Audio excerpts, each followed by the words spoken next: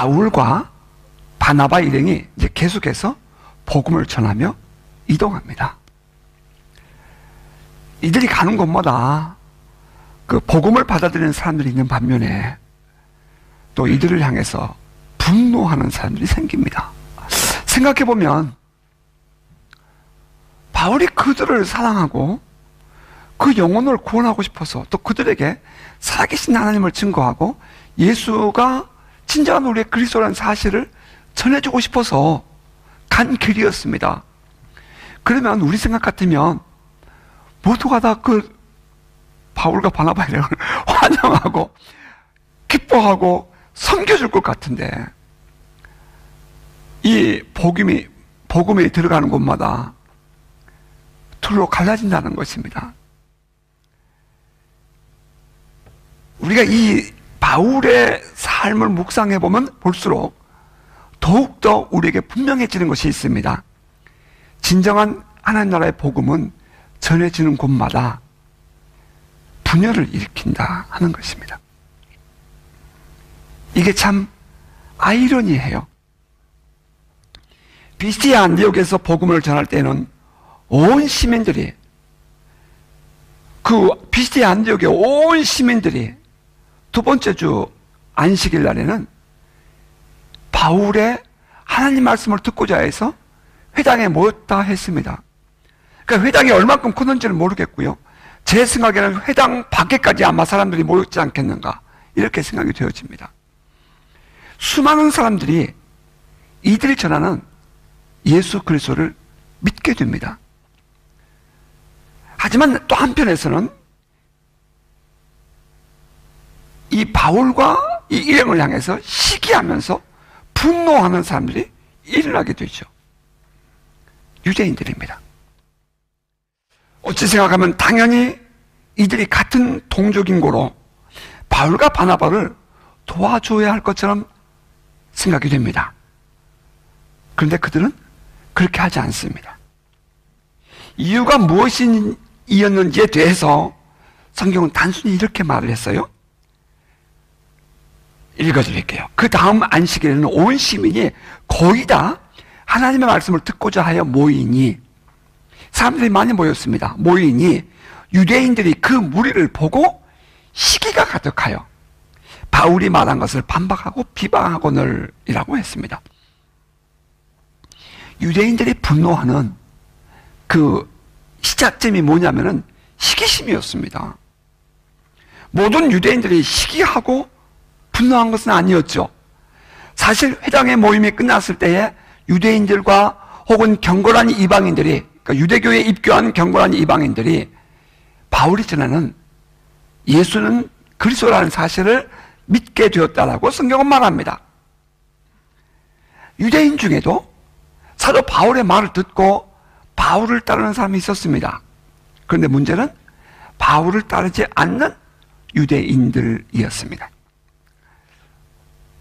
그들은 같은 회당에서 같은 하나님 말씀을 들었습니다. 다음 안식일에 사람들이 회당에 모이는데 그동안 그들이 경험하지 못했던 많은 숫자의 사람들이 모입니다. 그러자 그들 속에 바울을 따르지 않는 유대인들이 이제 흥분을 합니다. 왜냐하면 바로 이 유대인들은 그동안 그 지역사회에서 나름대로 인정을 받고 명성을 얻고 있었기 때문입니다. 나름대로 정치적인 힘도 있었고요. 사회적인 많은 유력한 사람들과의 관계를 통해서 인정도 받고 있었습니다. 종교적인 힘을 가지고 있었습니다. 이들은 사회 지도자급들의 사람들과 어울리면서 나름대로 사람들에게 대접도 받고 있었습니다. 그런데 낯선 사람이 회당에 들어와서 말씀을 전하는데 그동안 경험하지 못했던 큰 사회적인 소동이 일어난 것입니다. 사람들이 몰려오는 거예요. 바울이 설교를 하자 사람들은 바울이 전하는 그 복음에 집중하게 됩니다. 그러자 그들 속에 있던 이 유대인들이 갑자기 소리를 지르기 시작합니다. 바울이 전하는 복음을 반박하고 그리고 비방하기 시작한 것입니다. 바울이 전하는 복음이 무엇입니까? 나사렛에서 나온 예수가 우리가 그동안 믿고 기다려온 바로 그 메시아다. 그 내용 아니겠습니까? 그런데 이 본문에서 그들의 행동이 반박하고 비방했다 하는 말을 우리가 묵상해 보면 어디 뭐 반박하고 비방하는 말이 좋게 웃으면서 있겠습니까? 지금 분위기가 매우 험악한 모습으로 변하고 있다는 것을 우리는 알 수 있습니다.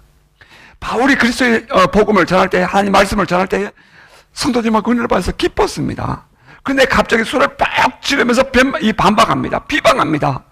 그러니까 이제 아주 심각한 시리어스한 그런 분위기로 아주 물을 끼얹게 되는 거죠. 분위기는 험악해지고 그곳에 모인 사람들은 수렁이기 시작합니다. 갑자기 바울이 이렇게 말하죠. 하나님의 말씀을 마땅히 너에게 먼저 전하는 것이 옳을 것인데 너희가 영생을 얻기를 거부하고 합당치 않으니 하나님께서 우리를 이방인에게로 보내신다. 이렇게 얘기합니다. 그 말을 들은 이방인들은 너무 좋았죠. 감사했죠. 하지만 이 유대인들은 사회적으로 인정을 받고 많은 사람들에게 대접을 받고 있었던 이들은 이제 흥분하면서 튀어나갑니다. 그리고는 이제 성경에 보면 사회적으로 유력한 힘을 가지고 있었던 귀부인들과 또 정치적인 지위를 누리는 힘을 가진 사람들을 선동해서 이제 바울과 바나바를 쫓아냈다라고 말합니다. 여러분들이 우리가 좀 이해를 좀 가져보고 싶어요. 그리스도의 복음을 전했을 때에 놀라운 하늘의 비밀이 풀어질 때에 많은 사람들이 흥분하고 기뻤습니다. 그런데 그 속에 처음에는 많지 않았던 사람들이었습니다. 비방하고 비난하던 사람들이 이 또 다른 사람들을 선동해서 소위 말해서 사회적으로 인정받는 사람들을 선동을 해서 바울과 바나바를 공격을 하니까 그들은 더 이상 그 땅에 있을 수 없었습니다. 그래서 그들이 그 다음 도시로 옮겨가게 됩니다. 그곳이 이고니온이었습니다. 이고니온에 들어간 바울 일행은 또다시 회당에 가서 복음을 전하죠. 그곳에서 이들이 전하는 복음을 들었던 사람들은 기쁨으로 예수를 메시아로 받아들입니다. 유대인의 회당에 들어가 말하니 유대와 헬라의 허다한 무리가 믿더라 라고 말합니다. 그러자 이번에도 또 순종하지 않는 유대인들이 문제를 일으킵니다. 그러나 순종하지 아니하는 유대인들이 이방인들의 마음을 선동하여 형제들에게 악감을 품게 하거늘 이라고 말합니다. 문제는 언제나 이 순종하지 않는 유대인들 때문이었습니다. 복음을 받아들이지 않는 유대인들, 바울과 바나바와 같은 동족이었지만 이들이 전하는 하나님의 말씀을 거부하는 세력들, 이들이 바울이 전하는 복음을 거부하는 데는 몇 가지 이유가 있다고 보입니다. 가장 중요한 이유는 바로 시기심 때문이었습니다. 자기를 지난날 따르던 많은 사람들이 자기를 떠난다는 것입니다. 이제 여기서 이제 그들이 분노합니다. 처음에 회당에 모인 사람들이 유대인도 있었고 유대교를 믿기로 마음먹고 회당에 들어온 이방인들도 있었습니다. 모두가 다 이제는 그 유대인들, 종교 지도자들을 중심으로 그들이 집중하고 있었는데 승학전 어떤 바울과 바나바가 툭 들어와서 복음을 전하게 되니까 사람들의 관심이 몽땅 다 그리로 쏠리게 됩니다. 사람들이 이 마음이, 민심이 이반하는 것을 보는 것입니다. 그러자 그들은 이제 분노하고 시기심이 발동됩니다. 회당의 지도자급인 이들을 향한 유대인이나 회당에 나오는 이방인들의 지지는 이 정치적인 힘을 가진 로마인들조차도 무시할 수 없는 그런 위치였습니다. 당연히 이들이 사회적으로 누리는 것도 많았겠죠. 종교 지도자들이 말입니다. 사회적으로 사람들에게 인정을 받고 명망을 받을 때에 조심해야 한다는 것쯤은 우리 누구나 잘 알고 있습니다.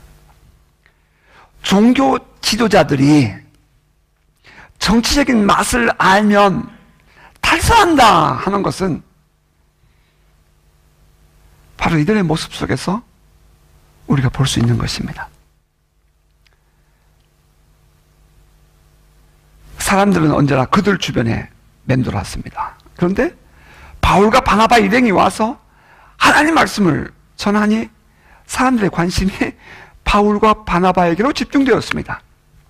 사람들에게 인정을 받고 대접받는 것에 익숙해졌던 그들은 사람들의 관심이 바나바와 바울에게로 향하는 것을 쉽게 알 수 있었습니다. 눈치챘습니다. 시기가 날 일이었습니다. 사실 많은 사람들이 그러면 시기가 납니다. 충분히 이해가 갑니다. 그러자 그들은 이제 그 구실을 찾기 시작하는 것입니다. 그러자 이제 그들이 구실을 찾는 거예요. 여러분, 우리는 잘 볼 필요가 있어요. 이 순서를 말입니다. 오늘도 가만히 보세요. 그 복음에 대한 문제를 가지고 시비가 돼서 그들의 시기심 내는 법은 없습니다. 마음에 시기가 나니 구실을 찾는 것이 바로 이런 문제입니다. 바울이 전하는 복음이 틀렸다는 것입니다. 그동안 자기들이 매 안식일이면 읽고 묵상했던 그 율법과 선지자의 글은 다 똑같은데 그것을 통해서 예수를 전하는 이들의 설교는 달랐습니다. 이에 반해서 바울은 오히려 비스디아 안디옥의 회당에서 말하기를 유대인들이 율법을 읽고 선지자의 글을 읽었지만 그 성경에 지향하는 예수는 보지 못했다라고 지적을 하거든요. 이 율법과 선지자의 글이 보여주는 것은 예수가 그리스도라는 사실 아닙니까? 이 말을 들은 회당 안에 많은 사람들은 흥분하고 감격하고 기뻤습니다. 성령께서 함께 하시니까 그들의 놀라운 변화가 일어났습니다. 거듭남의 역사가 일어났습니다. 그랬더니 이번에는 회당 안에 유대인들이 반발하고 나선 것입니다. 바울을 향해서 반박하며 비방합니다. 그런데 사실 이러한 그들의 행동은 진정한 하나님 나라의 복음을 전하기 위해서가 아니라 감추어진 그들의 시기심을 포장해서 드러낸 것이라는 것입니다. 하나님 나라의 복음을 전해지면 여러분, 성령은 역사하십니다. 성령의 역사는 하나님 나라의 복음을 더욱 확실하게 증언해 줍니다. 그것이 이고니온에서 있었던 일입니다. 이고니온에서 많은 사람들이 예수를 영접하게 되는데 반대하는 사람들이 일어나게 되니까 이 두 제자와 무리들이 더 오래 있으면서 주께서 그들의 손을 통하여 표적과 기사를 행하게 하시고 성령의 능력이 그들에게 함께해서 컨펌, 그들이 전하는 하나님 말씀을 확증해 주었습니다. 성령의 역사는 하나님 나라의 복음에 증거될 때 일어납니다. 그런데 성도들의 마음을 빼앗기지 않기 위해서 성령의 역사를 거부하고 비난하는 모습들을 보는 것은 정말 우리의 마음을 아프게 합니다. 예수 그리스도를 정직하게 여러분 전해보십시오. 정말 예수 그리스도가 우리의 유일한 길이라는 사실을 전해보십시오. 오직 그곳에 매진해 보십시오. 하나님께서 실제로 우리 삶 속에서 통치하시고 다스리다는 사실을 드러내 보십시오. 예수 그리스도의 이름의 가치를 진정으로 받아들이고 오늘도 함께 하신 성령의 임재를 우리가 인정하게 된다면 주님은 지금도 영혼을 구원하시기 위해서 일하고 계신다 하는 사실을 경험할 수 있습니다. 주님은 지금도 살아계셔서 일하고 계십니다. 사도행전 28장에서 끝나서 성령의 역사는 끝나는 것이 아니라 지금도 성령은 그대나 어제나 오늘 영원토록 동일하신 그분은 우리 가운데 운행하시며 치유하시며 하늘나라의 복음을 드러내십니다. 정말 우리가 복음 앞에 정직하다면, 정말 우리가 복음 앞에 정직하다면 우리는 얼마든지 오늘도 일하시는 하나님을 경험할 수 있게 될 것입니다. 계속되는 성경은 이렇게 말합니다. 순종하지 아니하는 유대인들이 이방인들의 마음을 선동해서 형제들에게 악감을 품게 하거늘이라고. 그래서 사도들은 이고니온을 곧 떠나지 않고 오히려 그곳에 더 머물며 있으면서 성령의 능력으로 표적과 기사를 보이며 주의 은혜의 말씀을 더욱더 확실하게 전했습니다. 그 결과는 또다시 사람들이 나눈다는 것입니다. 우리 이런 말 있죠. 박해를 하면 교회가 무너지는 것이 아니라 박해를 받으면 교회는 더욱더 든든해집니다. 박해를 받으면 신앙이 무너지는 것이 아니라 박해를 받으면 진짜와 가짜로 갈라지게 됩니다. 오히려 이고니온 교회에 박해가 오니까, 그 그룹에 박해가 오니까 거꾸로 성도들은 더 뭉치게 되고 반대하는 세력은 반대로 더 뭉치게 되는 것입니다. 반대하는 세력들이 바울과 바나바를 향해서 돌을 들고 달려듭니다. 이 사실을 안 바울과 바나바, 이 선교 일행은, 선교팀은 이제 그 다음 도시인 루스드라로 도망을 갑니다. 여러분, 이 단어 참 재밌습니다. 도망을 갑니다. 바울과 바나바 일행이 루스드라에 들어온 것은 그들이 다음 도시는 루스드라야, 그래서 온 것이 아니라 그들이 도망을 온 것입니다. 여기서 우리는 바울과 바나바 일행에 대해서 이해해 볼 필요가 있습니다. 그들이 여기까지 오는 길이 아주 순탄하게 온 것이 아니었다는 것입니다. 복음 전도자라서 복음을 전하고 수많은 사람들이 예수를 믿게 되었을 때 누리는 그 기쁨을 말로 다 할 수 없을 만큼 컸습니다. 그러나 그러면 그럴수록 그들이 당하는 고통은 더 컸습니다. 루스드라에 들어온 이들은 어쩌면 많이 지쳤을지도 모릅니다. 도망을 왔으니까요. 루스드라에 들어와서 지금 복음을 전하고 있는 이들은 때로는 눈치도 보였을지 모르겠어요. 가는 곳마다 협력해주는 사람들이 있었습니다. 여러분, 우리가 이 정도는 우리가 이미 이해할 수 있다고 생각합니다.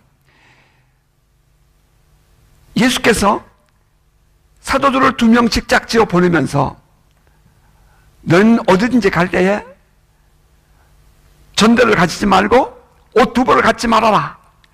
신발 2켤레 가져가지 말아라. 가는 곳마다 가서, 집집마다 가서 문 앞에서 얘기해서 그들이 받아들이면 들어가고, 그들이 거절하면 발에 신을 털어버려라.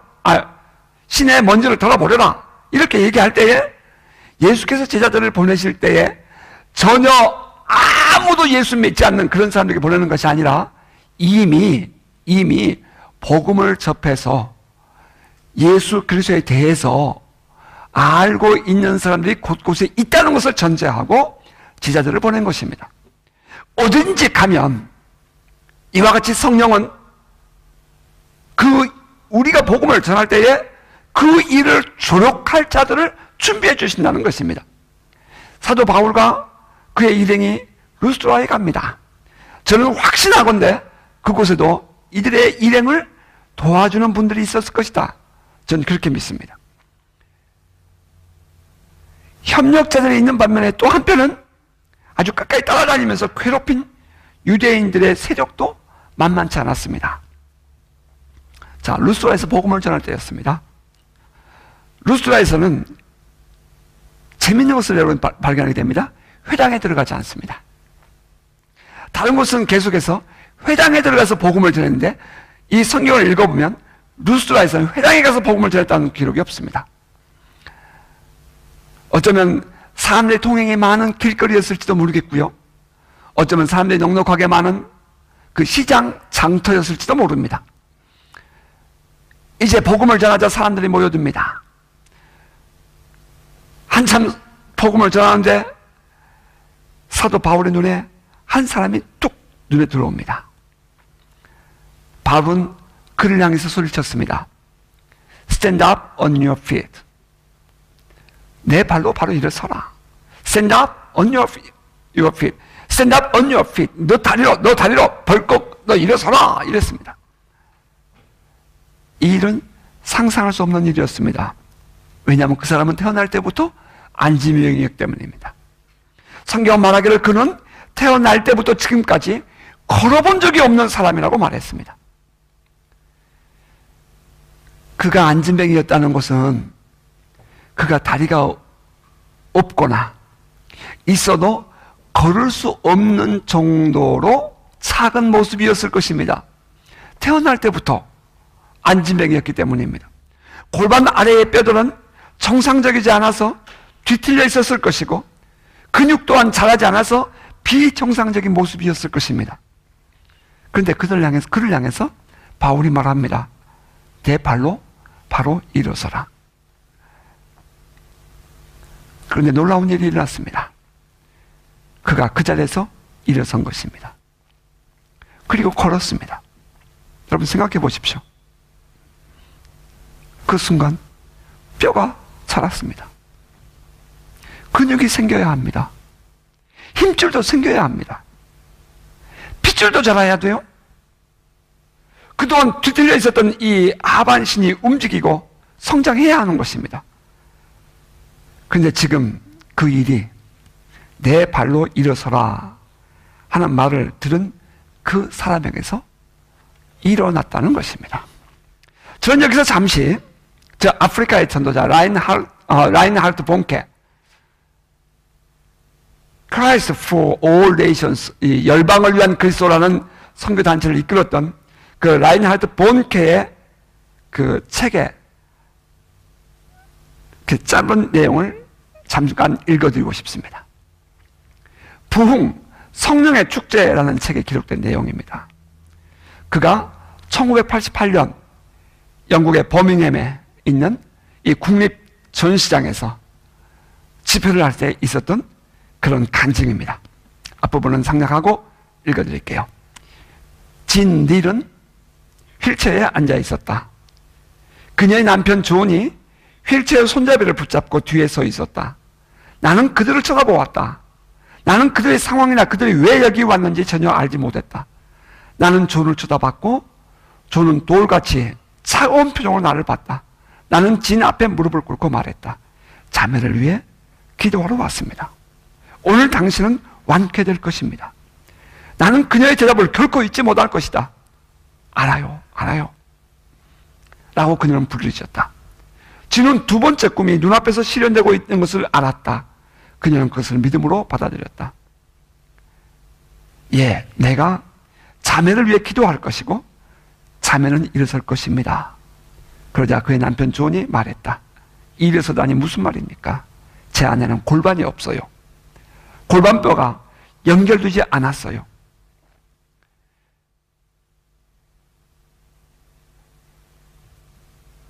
내가 아는 것은 하나님께 능치 못함이 없다는 것뿐입니다. 내가 기도할 것이고 자매님은 일어설 것입니다. 나는 그녀에게 손을 얹고 기도했다. 그 다음에 나는 그녀에게 일어나라고 명령했다. 그녀는 천천히 그러나 굳은 결혈을 가지고 일어나다가 앞으로 쿡 넘어졌다. 나는 당황했다. 오 주님, 제가 도대체 뭘 한 거죠? 그러나 다음 순간 내가 깨달은 것은 그녀가 다시 휠체어에 주저앉지 않고 앞으로 넘어졌다는 것이었다. 최소한 방향은 좋아졌다.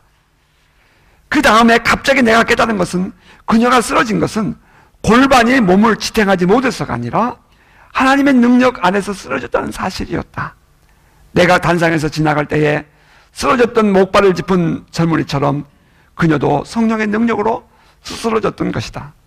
나는 즉시 쓰러진 그녀에게 몸을 굽히고 말했다. 예수께서 자매를 치료하고 계십니다. 알아요, 알아요. 목사님, 제가 마취된 느낌이에요. 의사이신 예수께서 자매를 수술하고 계십니다. 라고 말했다. 말한 대로 그때 진은 강력하고 놀라운 어떤 일이 몸속에서 일어나는 것을 체험했다. 그녀는 들것에 누워 몸이 당겨지는 것 같은 느낌을 받았다. 그녀는 골반뼈가 제자리에 들어맞는 것을 느꼈다. 그녀의 한 다리는 다른 다리보다 5cm가 짧았다. 그런데 그 다리가 길어져서 다른 다리와 같아졌다. 그 다음에 똑같은 쇠막대기가 그녀의 척추를 관통하는 것 같았다. 위축되었던 그의 뼈, 신경 조직 근육이 유연해져서 새 생명으로 약동하기 시작했다. 난 그녀에게 말했다. 예수의 이름으로 일어나십시오. 내가 그의 남편 조를 보니 나를 금방이라도 한 대 칠 것만 같았다. 그러다가 아내가 넘어지면 어떡할 거요? 제가 여기 서서 받쳐줄게요. 이제 일어나십시오. 지는 몸을 추스려 천천히 바닥에서 일어나기 시작했다. 드디어 그녀는 두 발로 섰다. 이제 예수의 이름으로 걸으십시오. 비디오 카메라가 돌아갔고 우리 주변의 사람들은 다 일어섰다. 진실은 양손을 높이 들어 하나님을 찬양하고 기쁨으로 외치면서 실내를 빙빙 돌았다. 그녀의 두 번째 꿈이 방금 이루어졌다. 그것은 죽음이 아니라 완전히 새로운 삶이었다. 그녀는 다리가 전혀 휘청거리지 않는다고 말했다. 그녀의 다리에는 힘과 놀라운 기운이 넘쳤다. 그녀는 나는 계속 마이크에 대고 물었다. 지금 그 자매가 어디 있습니까? 어디 있습니까? 사람들은 여기 있어요. 여기 있어요. 라고 대답했다. 사람들이 가리키는 방향은 순간순간 달라졌다. 그녀가 어디로 갔는지 방향을 살피고 있을 때에 그녀가 갑자기 내 등 뒤에 나타났다. 그녀는 실내를 한 바퀴 완전히 돌았던 것이다. 그 집회 장소는 아수라장이 되었다. 사람들은 울고 하나님을 찬양하고 기쁨의 눈물을 흘렸다.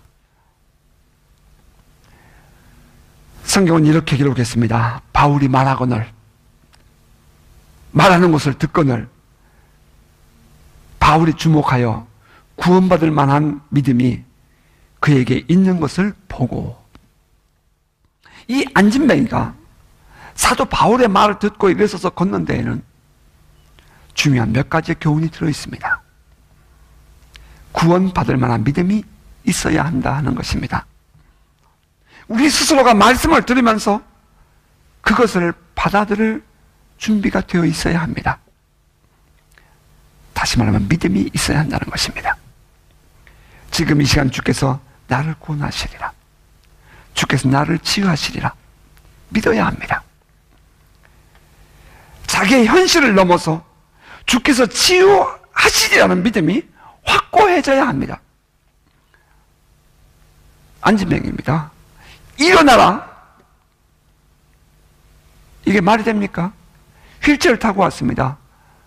그 앞에 내용을 보면 그의 골반뼈는 다 녹아서 없어져 버렸습니다. 그런데 그를 바라보는 바울과 라인하르트 본케는 그들에게서 본 것이 현실을 본 것이 아니라 그들의 믿음을 본 것입니다. 주님이 우리에게 요구하시는 것은 나의 현실이 아니라 우리의 믿음입니다. 보이는 현실을 사로잡는 능력의 믿음, 나의 현실을 뛰어넘는 능력의 믿음, 다시 말하면 지금 내가 가지고 있는 이 문제를 뛰어넘는 해결된 그 해결하시는 그 주님을 믿는 믿음이 우리 안에 있어야 한다는 것입니다. 그 믿음이 나 자신을 완전히 사로잡아야 합니다. 지금도 성령께서 함께 하시면 치유가 일어납니다. 여러분 믿으십니까? 지금도 주님이 역사하시면 기적이 일어납니다. 백부장의 아들도 살아났고 야야의 딸도 살아났습니다. 주님이 말씀하시면 됩니다. 문제는 우리의 믿음입니다. 바울이 그 많은 사람들 가운데에 한 안진뱅이에게 마음이 꽂힙니다. 그리고 그에게 말합니다. 바로 일어나 서라 걸어라 한 것입니다. 두 번째, 이 사건에서 중요하게 우리가 깨달아야 할 것은 바로 일어나 걸으라 하는 말씀이 있어야 한다는 것입니다. 바울도 그렇게 말했지만 본케 목사 또한 그렇게 말했습니다. 믿음은 들음에서 나며 들음은 그리스도의 말씀으로 말미암기 때문입니다. 내가 그냥 믿으면 되지 뭐, 내가 그렇게 믿으면 되지 뭐, 그게 아니라 그 말씀을 들을 때에 믿음이 생성되는 것입니다. 말씀을 들을 때에 순간적으로 그 믿음이 이렇게 브라이트하게 드러나는 것입니다. 그 믿음이 활성화되기 위해서는 말씀이 임해야 하는 것입니다. 일어나 걸으라. 예수의 이름으로 일어나 걸으라. 이 말은 곧 능력이었습니다. 그 순간 믿음이 생기는 것입니다. 세 번째는 실제로 그 말씀을 듣고 일어나는 순종이 필요합니다. 순종이 기적을 낳습니다. 말씀을 듣고 그대로 순종해야 합니다. 그대로 믿었기 때문입니다. 진일이 휠체어에서 라인하르트 본케의 말을 듣고 일어섰습니다. 앞으로 꼬꾸라졌습니다. 일반적으로 휠체어에서 일어나는 환자들 이렇게 세우면 뒤로 툭 주저앉는 것이 일반적인데 이제는 자기의 의지가 아닌 앞으로 확 꼬꾸라졌다는 것입니다. 본케가 그 집회를 들어가다가 많은 환자들이 그 앞에 있었는데 목발을 짚고 있는 한 젊은이가 본케가 지나가니까 쓰러져 버렸습니다. 사람들이 다 놀랐습니다. 무슨 일인가. 그런데 후에 그 젊은이의 간증을 들어보면 본케가 지나갈 때 능력이 그에게 확 닿아서 서 있을 수가 없어서 뒤로 넘어갔다고 말했습니다. 본케는 생각하기를 그 순간에 진일이 앞으로 꼬꾸라졌을 때에 성령께서 그에게 감동 주시기를 성령의 능력이 이 여인을 사로잡고 있다는 것을 알게 했습니다. 그의 남편은 이게 무슨 짓이냐고 화를 내며 쳐다보았지만 본케는 그것을 알았습니다. 순종할 때에 주님은 기적을 일으키십니다. 우리가 그의 말씀 앞에서 주의 말씀 앞에서 순종할 때에 놀라신 하늘의 비밀이 풀어집니다. 말씀을 듣고 자리에서 일어날 때에 기적을 일어납니다. 안재병은 그렇게 일어났습니다. 말씀을 이렇게 정리해놓고 또 묵상을 했습니다. 전해드리고 하는 것이 올 것 같습니다. 그때에 그 많은 무리 속에서 그 사람을 볼 수 있는 눈이 사역자에게도 있어야 한다는 것입니다. 아무나에게 가서 일어나라 해서 일어나지는 것이 아닙니다. 본케가 그 자매를 일어나라 하기 전에 또 한 사람을 위해서 기도했습니다. 그런데 그는 자리에 푹 주저앉고 말았습니다. 전혀 변화가 일어나지 않았습니다. 우리가 놀라운 하늘의 비밀을 우리가 전해야 할 때에 전하는 자들은 또한 그 사람들의 심령을 볼 수 있는 영감과 영적인 눈, 그것이 사역자들의 능력입니다. 그것이 있어야 합니다. 바울은 그랬고 라인하르트 본케가 그랬습니다. 여러분 바라기는 우리가 모두 이제는 단순히 내가 받는 정도에서 머무는 것이 아니라 여러분들이 또 다른 자들에게까지 이 하나님 나라를 흘려보내는 은혜로운 하나님의 사역자들 될 수 있기를 주님으로 축복합니다. 자, 그러자 사람들은 놀랍니다. 당시 그 사회의 영향력을 가지고 있었던 이 사람들은 당시에 이 사회적 영향력을 가지고 있었던 것은 바로 제우스 신을 섬기는 그런 히랍 신들을 섬기는 그런 신앙이었습니다. 사람들은 바울과 바나바의 능력을 체험하면서 와, 이것은 신이 인간의 몸을 입고 나타났다라고 법석을 떨었습니다. 아니나 다를까 잠시 후에 제우스 신당의 제사장들이 이 소와 또 화환을 가지고 와서 문 앞에서 신들을 섬기는 제사를 드리려고 합니다. 그러자 깜짝 놀란 바울과 바나바가 쫓아나갔죠. 여러분 어찌해서 이런 일을 합니까? 우리도 여러분과 똑같은 성령을 가진 사람들입니다. 여러분에게 이 복음을 전하는 것은 이런 일을 하지 말라고 전하는 것인데 여러분 이러시면 안 됩니다. 그래서 그들의 하는 일을 저지했습니다. 흔히 사람들은 이 부분에서 바울과 바나바는 겸손한 사람이었다. 많은 사람들이 그들을 초항해 주려고 할 때에 그들이 우리는 신이 아니에요 하고 겸손해졌다. 그러면 우리는 바울을 닮아서 겸손해지자. 뭐 이렇게 이 본문을 해석하고 이해하려고 하는 모습들을 종종 보곤 합니다. 남들 그 말도 이해는 합니다. 이해는 합니다.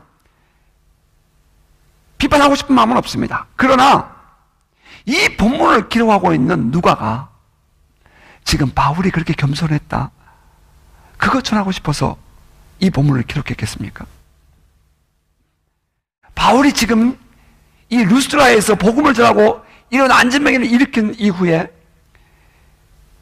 바울이 신이 왔다고 그렇게 섬기는 제사장들 앞에서 겸손해서 바로 그 순간이 바울의 위기였다라고 그것을 전해주고 싶어서 이 본문을 기록했겠습니까? 적어도 그것은 아니죠. 이 본문을 묵상을 하면서 이런 설교 저런 책들 이런 설교 또 많이 듣고 읽었습니다. 아무리 봐도 그것은 아니라고 생각이 됩니다. 여러분, 누가가 바울의 일행이 루스드라에서 이 안진병을 일으킨 사건은 그들이 전한 복음이 어떠한 효과를 가지고 있는지, 그리고 그들은 어떻게 복음을 전했는지 그것을 전하고 있지 않겠습니까? 하늘의 기적을 경험한 사람들은 당연히 겸손해질 수밖에 없어요. 그들이 와서 우리에게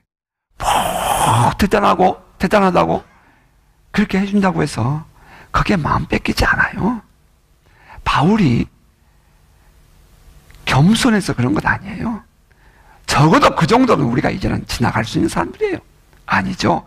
바울이 안진병을 일으킴으로 말미암아 복음의 효과를 더욱더 크게 했고, 그 사회의 많은 사람들에게 진정으로 살아계신 하나님을 증거했다는 것입니다.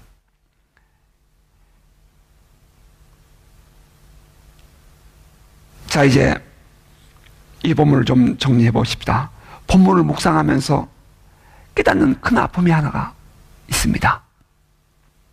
사람들은 결국 자기들의 수준에서 하나님의 일조차도 이해하려고 한다는 것입니다. 여러분 어떻습니까? 자기들의 수준에서 매사를 바라보고 또 매사를 말하고 매사를 비판하고 또 그렇게 행동을 해요. 심지어는 하나님께는 불가능이 없다, 하나님께는 불가능이 없다. 지난주에도 어떤 분이 나에게 이렇게 카드를 한 장 줬어요.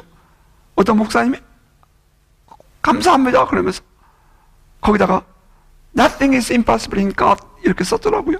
하나님께는 불가능이 없다, 그렇게 말하는 신앙인들조차도 결국에는 자기들의 수준에서 하나님의 일하심을 판단하고 비판하는 일들을 종종 본다는 것입니다. 여러분 아프지 않습니까? 지금 바울과 바나바 일행은 분노하는 사람들을 피해서 도망을 왔습니다.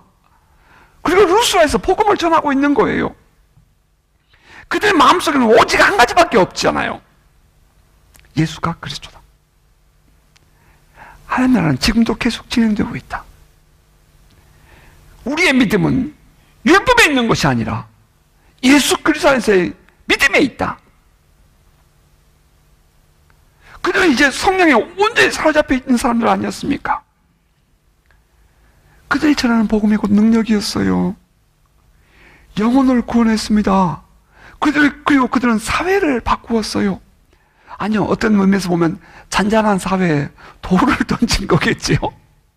그러나 그것이 진정으로 하나님 나라를 소개한 것이고 진정으로 하나님의 능력을 증거한 것 아니겠습니까? 예수야말로 진정한 오늘 이 시대의 구원의 길이다 하는 사실을 외친 것 아니었겠어요?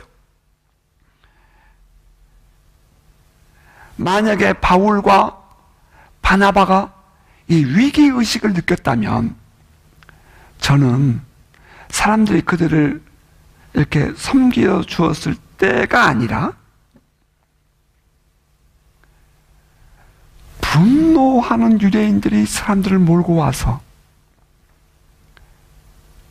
바울과 바나바를 치려고 할 때에, 이것은 다시 말하면 바울이 복음을 전할 때에 반대로 밀려오는 종교적인 어게인스트, 또 사회적이고 문화적인 그런 거부감들이 오히려 바울과 바나바의 마음을 약하게 만들지 않을까 하는 그러한 염려였을 거라고 생각합니다. 진정한 사도 바울의